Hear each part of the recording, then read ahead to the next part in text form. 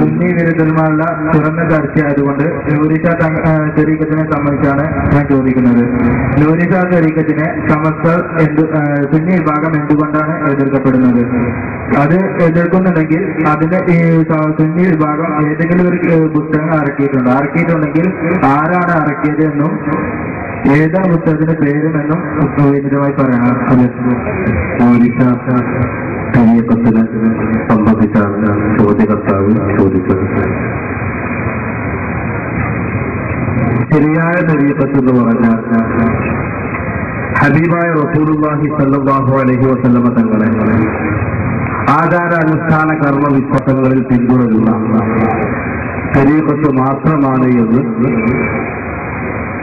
എല്ലാ പണ്ഡിതന്മാരും ഉണർത്തിയത് കാണാം. അല്ലാമ ഹുസൈനി റഹ്മത്തുള്ളാഹി അലൈഹി തന്റെ റിസാലയിൽ വസ്തുനിഷ്ഠമായി ഈ വിഷയം രേഖപ്പെടുത്തിയിട്ടുണ്ട്.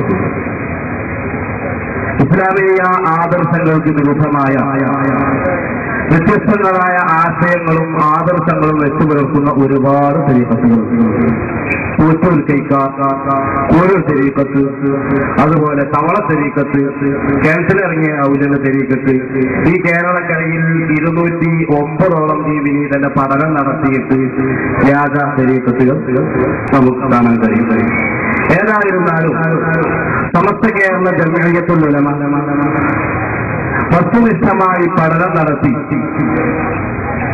അഹ്ലു സുന്നത്തി വൽ ജമാഅത്തിന്റെ ആദർശ വിശ്വാസങ്ങൾക്ക് വിരുദ്ധമായ 17ഓളം വിഷയങ്ങൾ കണ്ടെത്തിയ ഒരു വിഭാഗമാണ് അത് എന്ന് സമസ്ത കേരള ജംഇയ്യത്തുൽ ഉലമയുടെ 1974 കാലഘട്ടത്തിൽ പഠനം നടത്തിയ 5 പണ്ഡിതന്മാരുടെ പഠന റിപ്പോർട്ടിൽ വ്യക്തമാക്കിയതായി കാണാം. മാത്രമല്ല 60ാം വാർഷിക സോമനീറിൽ ഈ വിഷയം വളരെ വ്യക്തമായിക്കൊണ്ടു തന്നെ കാര്യകാരണ സഹിതം വ്യക്തമാക്കിയിട്ടുണ്ട് എന്ന്